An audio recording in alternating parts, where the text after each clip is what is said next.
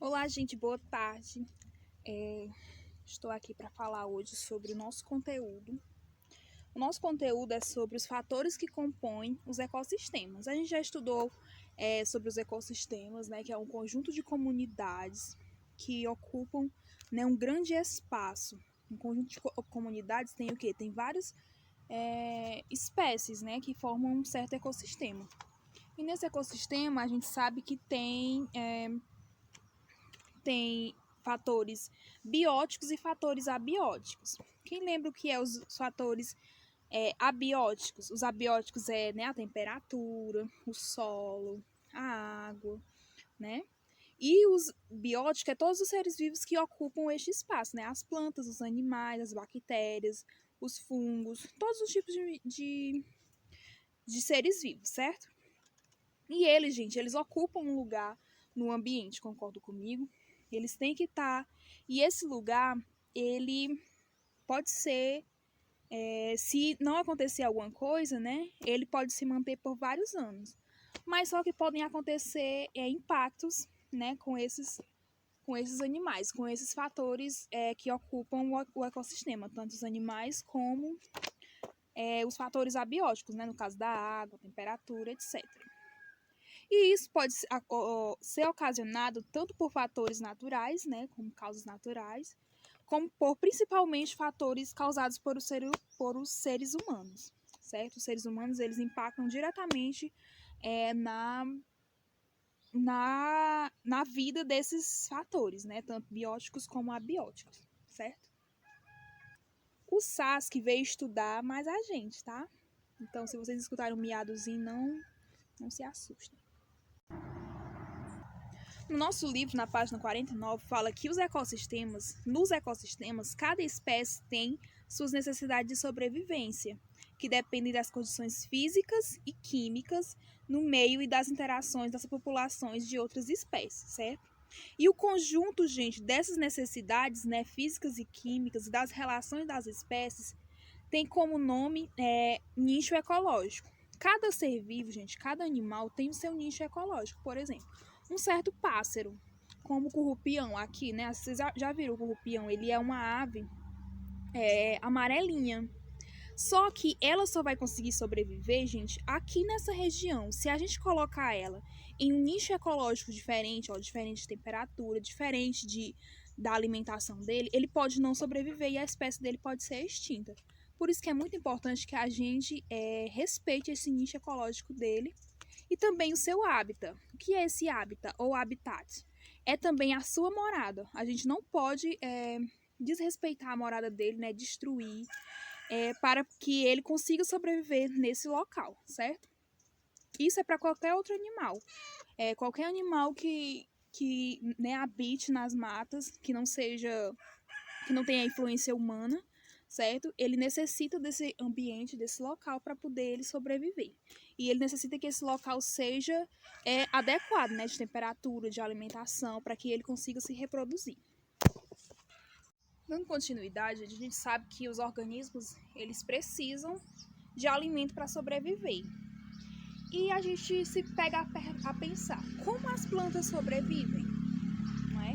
Gente, as plantas sobrevivem graças à fotossíntese, né? Que é um termo que significa síntese da matéria orgânica na presença de luz, né? E as plantas são chamadas de seres autotróficos. Por que isso? Porque elas conseguem produzir seu próprio alimento. Uma planta não consegue se deslocar, né, sair de um canto para outro para poder buscar seu alimento. Ela tem que produzir ele ali mesmo, com a luz do sol, certo? Ela capta a luz do sol, né, que essa luz ela transforma em açúcares, certo? Assim como a gente transforma o alimento que a gente consome em açúcares, né, para poder a gente ter energia, certo? Que o alimento a gente serve como energia para a gente. É da mesma forma a planta, para ela poder sobreviver, né, e crescer, ela precisa dessa energia advinda da luz do sol. Eu peguei aqui até uma folhinha. E a maioria das plantas, né, que a gente conhece, a maioria são verdinhas assim, graças, né, à clorofila, que é um pigmento que contém nelas. E essa clorofila, gente, ela é super acessível e facilita muito a absorção da luz do sol, certo? Ela ajuda as plantinhas, né, a se fortalecerem, essa coloração verde, certo? Lembra que a gente falou também do fitoplâncton na aula passada? O fitoplâncton, gente, é aqueles seres microscópicos, né? Principalmente algas microscópicas, que habitam regiões, né, de água, do mar, etc. A gente estudou sobre o ecossistema aquático e o fitoplâncton faz parte desse ecossistema aquático, certo? E esse fitoplâncton é formado por algas microscópicas. Lembra que eu falei que essas algas microscópicas são as principais produtoras do oxigênio que a gente respira, né? Que faz a nossa atmosfera, certo? Elas também fazem fotossíntese, certo? São como as nossas plantas. Elas não são plantas, são algas microscópicas, mas elas também fazem fotossíntese. Os autótrofos, gente, podem ser chamados de seres produtores, certo? Por que produtores? Porque eles são os primeiros que estão na base e eles produzem seu alimento. Concordam comigo? Por isso que eles são chamados de produtores. Nós somos consumidores, nós seres humanos, assim como a maioria dos outros animais. A gente tem que ir em busca, né, de um certo alimento, de uma planta, de um outro animal que a gente consuma, para poder a gente se alimentar, né? Por isso que a gente é consumidor. Ok? Planta produtora, nós, a maioria dos animais, são consumidores, certo? Assim como os fungos. Fungo, gente, eu vou até mostrar aqui um para vocês. Só um instante. Tcharam! Olha aqui, esses são exemplos de fungos, chamados de orelhas de pau, certo? Mas existem muitos outros, porque não choveu mais e eu não consegui mais encontrar aquelas que são cogumelozinhos. Fungo, gente, não é um ser autotrófico. Ele não é uma planta, é um fungo, certo? E para se alimentar, ele se alimenta por absorção. O que é que ele faz? Ele consegue absorver, né, onde ele está. Por exemplo, esse fungo aqui, ele está conseguindo absorver alguma coisa dessa planta, certo? Para ele poder sobreviver aqui. Mas ele não está produzindo. Quem está produzindo é a planta, né? Já tem coisa na planta. Então, ele é um ser consumidor, ok? E também tem fungo que é decompositor. A gente vai ver mais na frente o que é esses seres decompositores. A maioria dos fungos são decompositores.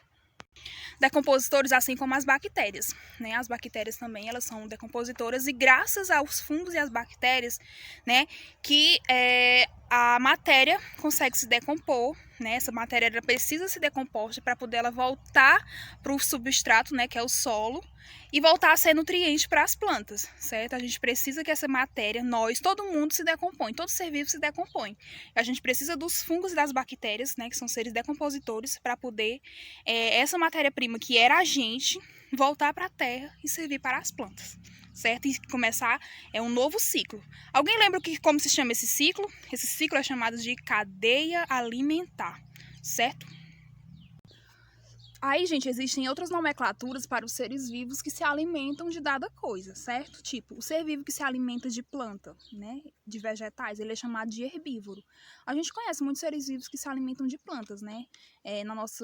Um ser vivo grande, por exemplo, um animal, né? Os bovinos, os caprinos, eles só se alimentam de plantas. E os carnívoros são que se alimentam só de carne, certo? Os carnívoros só se alimentam de carne, por exemplo, as onças. Né, que são esses animais considerados mais carnívoros superiores, eles só se alimentam da carne, ok? E os onívoros, a gente, né, nós seres humanos, podemos ser chamados de onívoros, porque a gente se alimenta tanto de vegetais como de animais, certo? Certo? E tem também, gente, os dentritívoros. Dentritívoros são os animais que comem, que se alimentam de detritos, certo? De coisa podre, de coisa morta, certo? Por exemplo, os urubus, eles são detritívoros, eles se alimentam disso, ok? Aí, gente, nos ecossistemas, ó, como o livro está dizendo, produtores, que é produtor, planta, consumidores, né? Qualquer animal que consome, e decompositores, eles formam uma intricada rede de relações alimentares e são chamados de teias alimentares. Por que teia? Porque a gente sabe que há vários tipos de espécies que se alimentam de vários tipos de coisas, né? Tipo, a nossa teia alimentar é diferente. A minha cadeia alimentar, né, que tem a cadeia alimentar e a teia alimentar. A cadeia alimentar, ela é mais pequenininha, né? É só um processo. A minha cadeia alimentar, né, eu ser humano, é diferente da cadeia alimentar de um pássaro, de um sapo, né, entendeu? Então, a gente misturado, por exemplo, a minha cadeia alimentar misturada com a cadeia alimentar de um sapo, de uma cobra, de uma arara, que a gente todo é ser vivo, concorda comigo? Forma uma teia alimentar, né? Que é esse emaranhado de relações que se conectam, ok? Chamado de teia alimentar. É a pequenininha, né? Que é a minha alimentação desde, tipo, por exemplo, vamos dar um exemplo aqui de uma cadeia alimentar.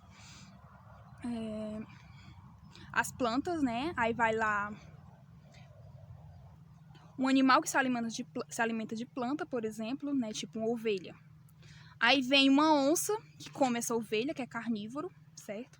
E vem, essa ovelha morre e os seres decompositores comem essa ovelha, certo? E essa decomposição vai para as plantas, que volta, né, mais uma vez. Aquela outra ovelha vem e come a planta, a onça vem e come a ovelha, certo? E é isso. A ovelha morre, a onça morre e vira alimento para os seres decompositores. Essa é a cadeia alimentar.